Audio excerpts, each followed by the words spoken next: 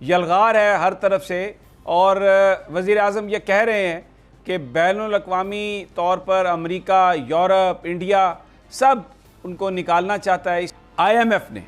IMF international monetary fund जो America के ज़ेर असर है, पाकिस्तान से गुफ्तगू का उनका जो मामला था उसको उन्होंने टॉक्स को मुकम्मल तौर पे सस्पेंड कर दिया। 1 बिलियन जो मार्च में मिलना था वो नहीं मिलेगा, एक और $1 बिलियन जो जून में मिलना था वो नहीं मिलेगा।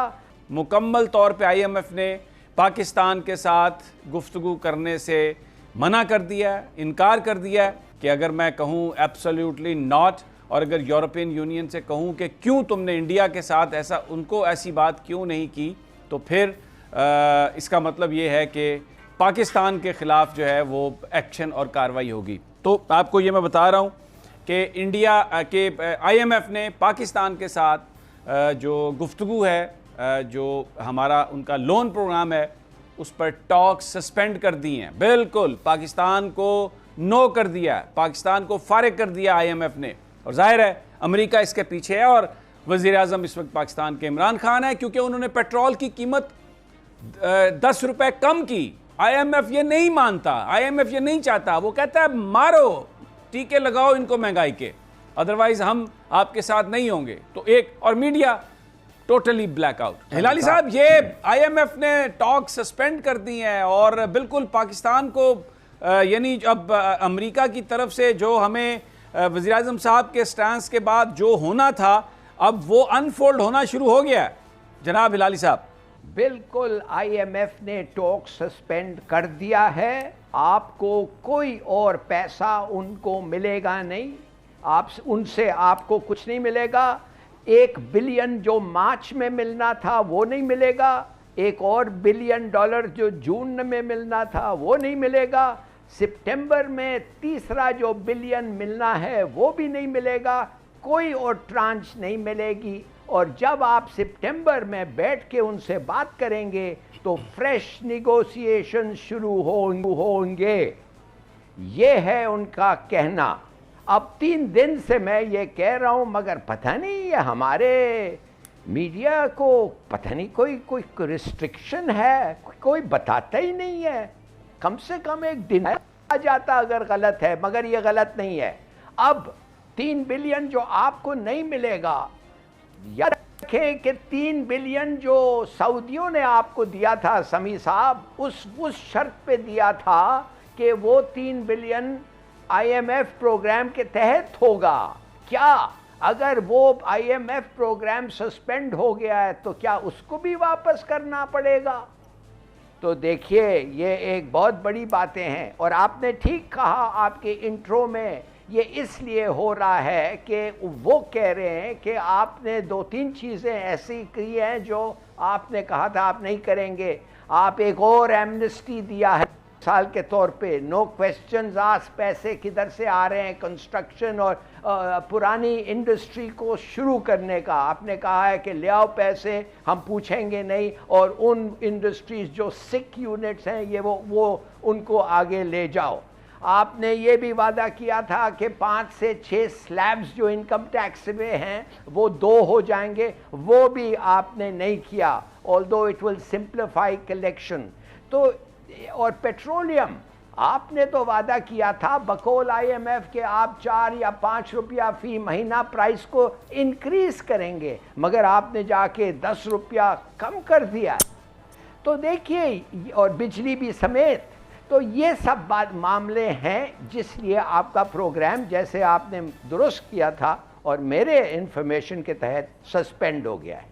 ठीक हो गया। अच्छा, एक और बात जो है, ये खबरें इस्लामाबाद में ये चल रही हैं कि बड़ा कोई सरप्राइजिंग एक आ सकता है फैसला फॉरेन फंडिंग केस के हवाले से इलेक्शन कमीशन ऑफ पाकिस्तान से। दैट कैन बी एनीथिंग, मैं फिर ये कह रहा हूँ कि दैट कैन बी एनीथिंग।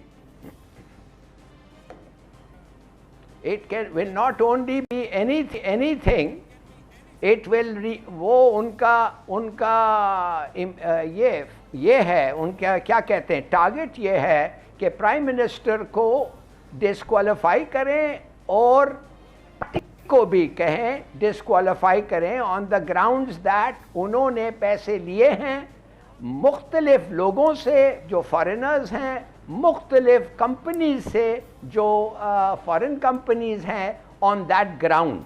मगर ये बात जो है, जब मैंने रेफ़र किया था हमारे लीगल टीम को, उनका कहना ये है कि ये इलेक्शन कमिश्नर के पास ये इख्तियार नहीं है कि वो डिस्क्वालीफाई करें, मगर वो फाइन कर सकता है और पार्टी के जो ट्रेजरी है उसको जब्त कर सकता है अगर ऐसी चीज़ हो।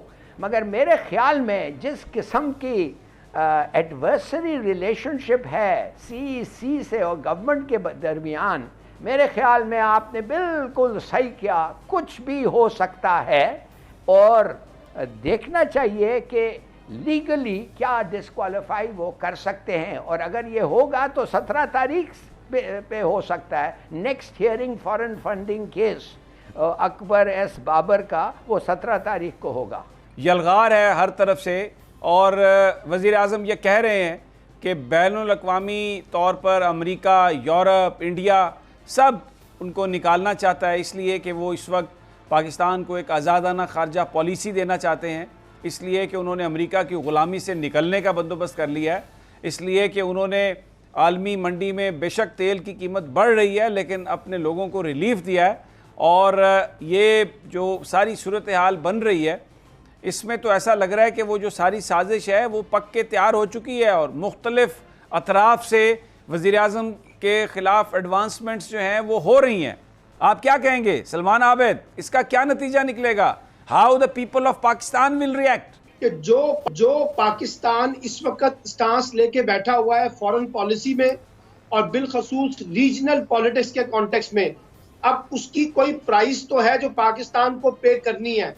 और वजीर आजम ने जितने बोल्ड स्टांस से अपने मौक़िफ़ को दोहराया है और चाइना को अपना एक स्ट्रेटेजिक पार्टनर कहा, रशिया का दौरा किया, यूरोपियन यूनियन के बारे में जो गुफ्तगू की, एब्सोल्युटली नॉट का नारा लगाया और बार बार वॉर ऑन टेररिज्म के कॉन्टेक्स्ट में अमेरिका के किरदार पर शदीद तनकीद की, तो उसका एक रिफ्लेक्शन तो हमें नजर आ रहा है कि बैनुल-अक़वामी दुनिया पाकिस्तान पे दबाव डालना चाहती है। अब उसके दबाव डालने के कई तरीके हैं, FATF भी उसके दबाव डालने का तरीका है, आपकी IMF की जो कंडीशंस है वो भी दबाव डालने की कोशिशें हैं और इसी तरीके से सफारती और डिप्लोमेटिक कॉन्टेक्स्ट में आप पे प्रेशर बिल्ड किया जाए और पाकिस्तान को मजबूर किया जाए कि पाकिस्तान जो अपनी फॉरेन पॉलिसी में रिविजिटिंग कर रहा है वो ना की जाए। यही वजह है कि कुछ इंटरनेशनल कॉन्स्पायरेसीज जो हैं वो इमरान खान के खिलाफ खास तौर पे डेवलप हो रही हैं और वो ये समझते हैं कि इमरान खान एक मजबूत किरदार के आदमी है जो खास तौर पे बैनुल-अक़वामी सियासत के अंदर वो कुछ करना चाहते हैं जो इस वक्त मगरिब या अमेरिका बिलखसूस नहीं चाहता। तो फिर एक प्रेशर जो है वो अपोजिशन जमातों के गुब्बारे में जो हवा भरी गई है उसमें एक फैक्टर बैनुल-अक़वामी सियासत का भी है। नहीं सलमान आबिद साहब, ये बात ये तो हम ये मेरा सवाल बिल्कुल आप ठीक कह रहे हैं, हम ये बात कर, मैं ये कह रहा हूँ कि रिएक्शन क्या होगा इस वक्त? लोग जो हैं जलसों में तो आए हैं और डी चौक पर भी वज़ीर आज़म साहब ने कहा है कि आएँ, तो ये दूसरी तरफ अपोजिशन भी कह रही है कि हम वहाँ पर आएंगे, तो ये हम किस तरफ जा रहे हैं? देखिए रिएक्शन तो लोगों ने दिया है। इमरान खान के जलसों में आके जितनी ज़्यादा तादाद में लोग आए हैं वो इसी वजह से आए हैं कि इमरान खान ने एक बड़ा बोल्ड स्टांस लिया है, आउट ऑफ द बॉक्स जाके स्टांस लिया है, ट्रेडिशनल स्टांस से हट के एक जिसे कहते हैं एक नए पैमाने के अंदर चीज़ों को देखने की कोशिश की है। और बड़ी दिलचस्प बात यह है कि इस वक्त आलमी ताकतों के लिए कि जो पेट में मरोड़ उठ रहा है वो तो अपोजिशन के अंदर उठ रहा है। अपोजिशन कह रही है कि यूरोपियन यूनियन को क्यों आपने ऐसा कहा, अमेरिका के साथ आपने ऐसा क्यों किया, आलमी सियासत में आपने हमें तनहा कर दिया। तो लोगों को भी नजर आ रहा है कि पाकिस्तान इस वक्त एक बोल्ड